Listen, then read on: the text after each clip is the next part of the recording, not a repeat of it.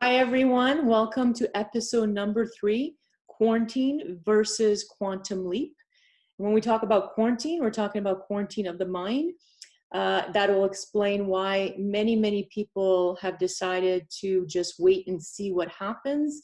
That's basically what quarantine of the mind is they've basically put their minds in quarantine. Quantum leap. We want to talk about quantum leap because a lot of people think that quantum leaps is almost just for the very selected few, that is just possible for certain gifted people. And we want to explain that that is completely not true.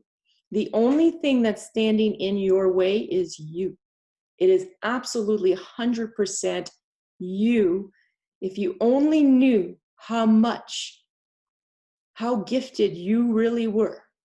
And if only you worked on your higher faculties, which are attached to your mind, and the higher faculties of the intuition, the imagination, the reasoning, the perception, the will, the memory, when you work on those higher faculties, you become so much more in tune with your heart and your passion and everything else, and things fall into place. You become that person where it's like everything just works for them.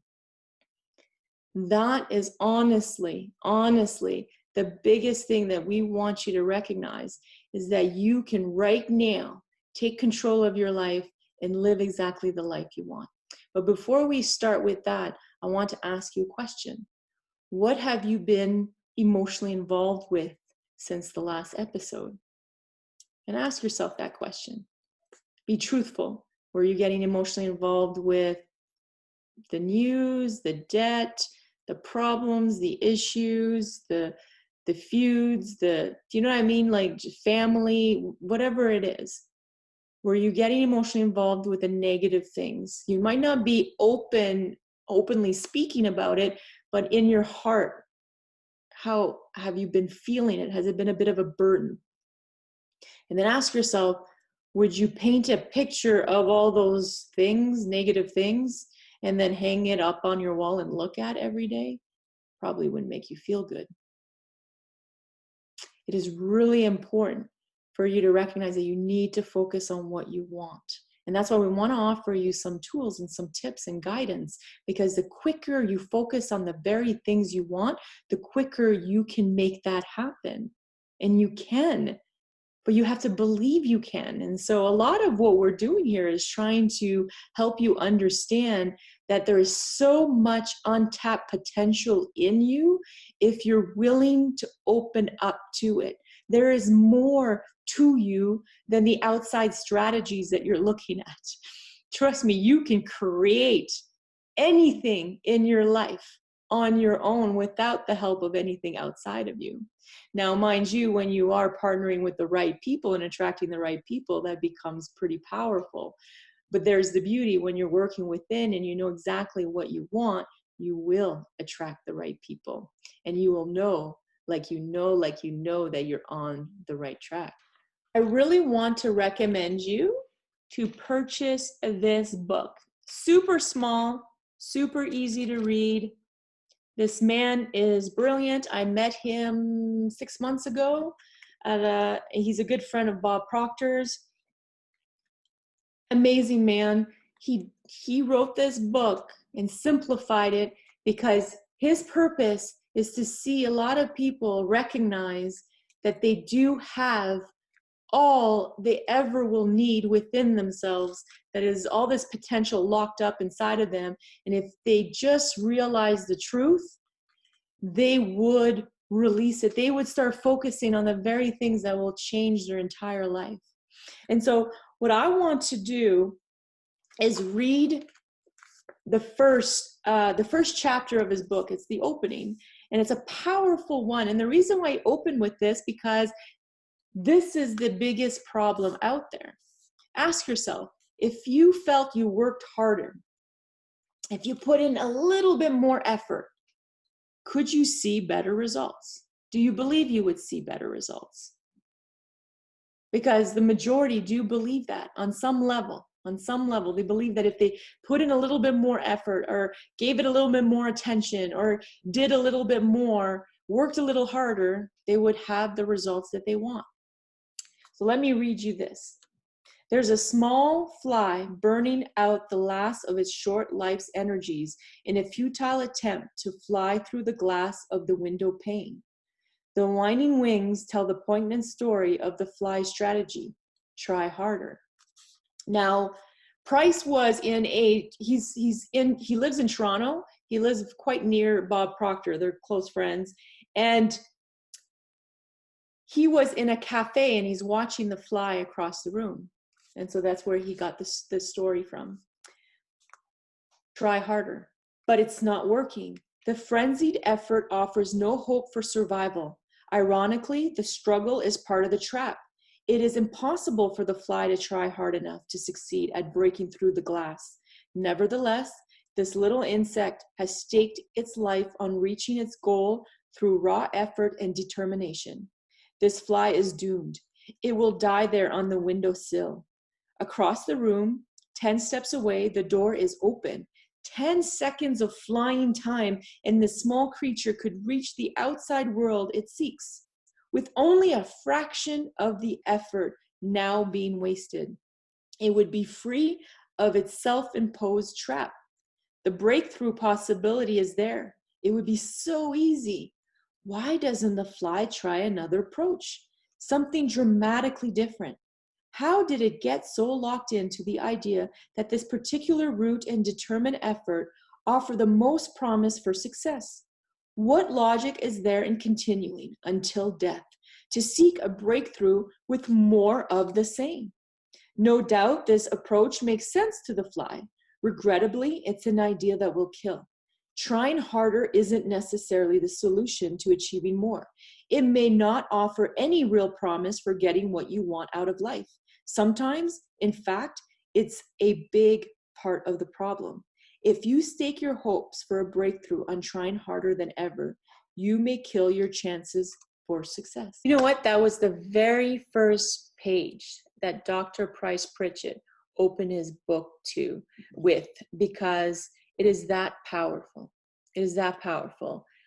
Many believe that if they did the same thing, but tried harder, that they would have much better results. And it's just not true.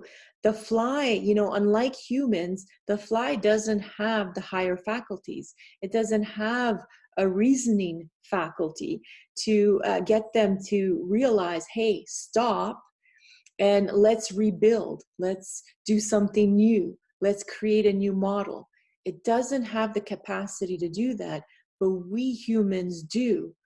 And to have the knowledge that we have, to be guided to understand how our mind operates and to apply it to the situations that we have, and so that we can grow the very faculties that we have, is so much power. And I hope that with all of this, that we get you to understand that there is so much more to you than you realize. There's so much more hidden potential and power than you realize.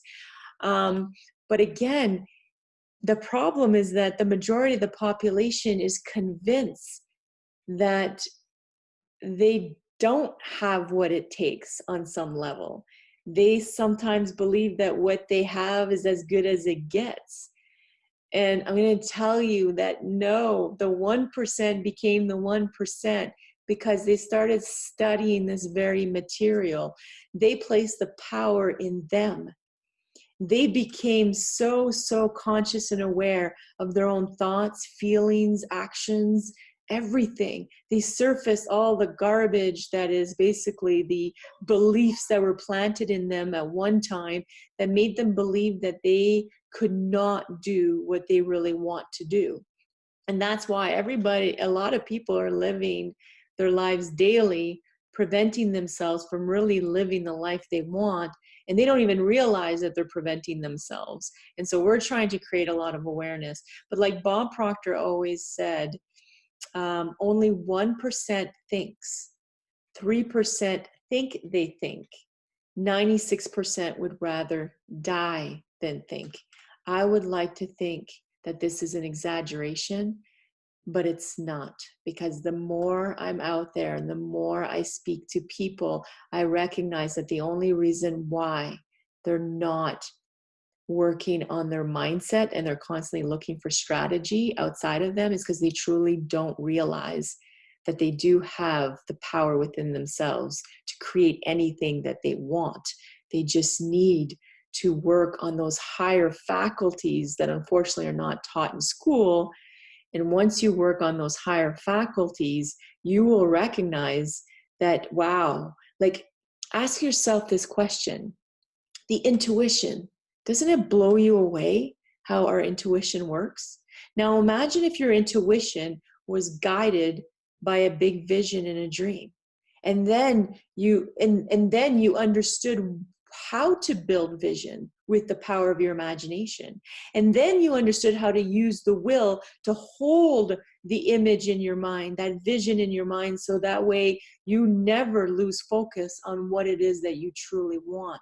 And then you're using reasoning faculties, not based on logic and what's around you. You're using your reasoning faculties with the imagination. Now you're thinking outside the box. Your reasoning is going way out there, which is necessary to create the very ideas that you need so that you can bring that uniqueness to your business, to your vision.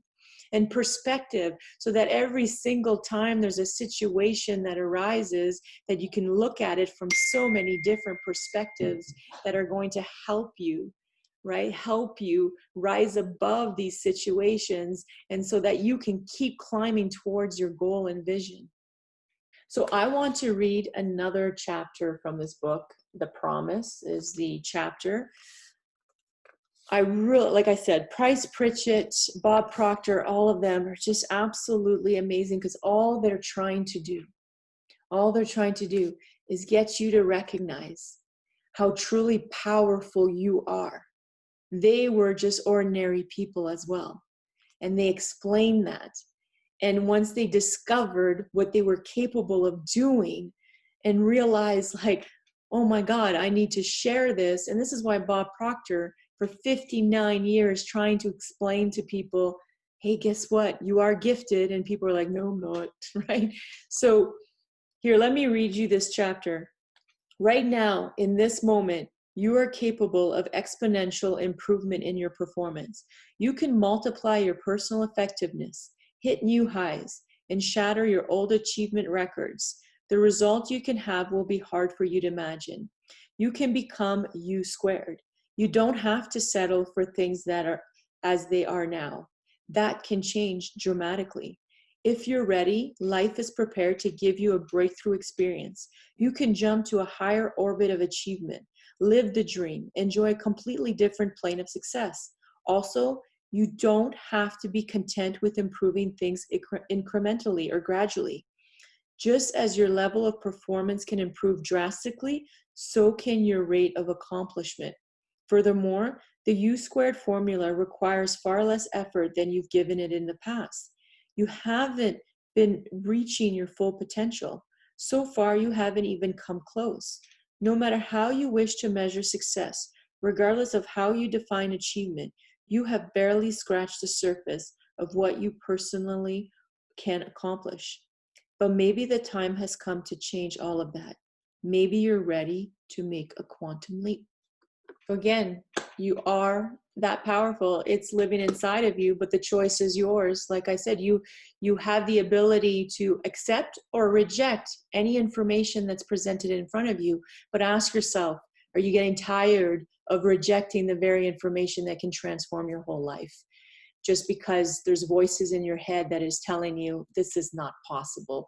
I'm no genius. I could never get that done. I could never achieve that. Just be careful of those voices. That's all I want to share on that. I wanted to also talk about being careful about the words you use to describe yourself. The words that you use to talk, to belittle yourself. And this happens a lot. And even like the top leaders will say things and they're belittling themselves. Here's what I need you to recognize is that example. One is very, very popular is I'll hear people say, I'm not a confident person. And then I'll ask them, well, okay, well, are you confident being a parent? Are you confident in your job? Are you confident as a leader? Are you confident doing this, this, and that? And they're like, yeah, yeah, yeah, yeah. Okay, so you're confident in pretty much all areas of your life, but the only place you're not confident is where is the unknown, the unfamiliar, the uncertainty. So that's the only place. So I wouldn't classify that as a person that lacks confidence. And they're like, well, yeah, I guess when you say it that way. So when you start looking at things differently, the things you are looking at start to change. It starts to change drastically. And this is very, very, very important. Perspective is everything. And that's what we help clients do over and over again, because we're allowing them to see the very things they can't see. So like, this is just one example, but when you become aware of even little things, you'd be surprised how impactful it is. Every one of us has this power. Picture a hose. It's got so much power, right? Water, it's on. The tap is on. So there's tons of power. But if there's a kink in the hose, then what's coming out of the hose is pretty weak. So picture yourself like that the more that you remove the kink, which the kink is the beliefs, the things that were planted in you that is limiting you, that is making you feel like you're less, the more you remove that, the more the power flows through. And no exaggeration, I swear to you, this is no exaggeration. This is amazing stuff. Now I want to use an example of how powerful words are and how much they influence your results. And some people will think, no, words, it's just words. I used to think it was just words, but hear me out. The word exercise. The image that whenever I would say, and I'm a professional athlete in case you're wondering, so why I'm using this example, but when I used to use the word exercise, a chore would show up, an image of a chore would show up in my mind. The images in your mind, you will get emotionally involved with those images, negative or positive. But in this case, it was a negative image because a chore, I never saw chores as a positive thing, right? So my emotions were a little negative towards exercise. Your emotions are controlling your behavior, your attitude, your actions. So imagine how my motivation was. I'm emotionally involved with a negative idea of a chore. I wasn't really feeling very motivated. So it was impacting my actions. And because of that, the results were impacted as well. When I started changing the word exercise to training, training in my mind was you're getting better, you're getting stronger, you're an athlete, you're training. There's so much more power to that word. And the emotional involvement was so positive. And again, if the emotions that you're feeling towards the picture in your mind is positive, then how do you think it's impacting the attitude, the actions, the behavior? Well, in a positive way. I no longer need to pull myself out of bed. I'm like feeling alive. I'm self-inspired. I'm fully motivated within myself. And it's so, so powerful because now my results are amazing. So the words you use, there's so much power to the words you use. So just keep that in mind. So we're going to leave you with 2 tasks. The first task is recognize the negative words you use to explain yourself, explain others. Write it down. You don't have to share it with anybody. Just write them down. Or if you say, I don't like this town, or I don't like this weather, or just things that you constantly say that you don't like, write it down. That's going to be your task. Write down all the things you say you don't like about yourself, about where you are, where the things are happening. Write them down. It is so important to create some awareness of the very things you're saying to yourself over and over and over again. And then look at those things that you write down and ask yourself, could it be that these words that I'm using are actually sabotaging me over and over and over again. Your mind, you give direction to your mind. You might not be aware that you're giving direction to your mind, but you are, with the words and the focus you have on these things that are going on in your life. So number one, recognize, write down, take note of all the things that you say to yourself that are negative. Write them down. The second task I want you to do is figure out what you want. What is the vision? What is the dream? What would you love? And here's the beauty. If you wrote down all the things that you don't like, all the things that you don't want, all the things that frustrate you, guess what? It becomes very, very clear what it is that you do want. Because the opposite of what you don't want is what you do want. So it becomes, I'm helping you paint a clearer picture to connect you to who you truly want to be and the life that you want to live.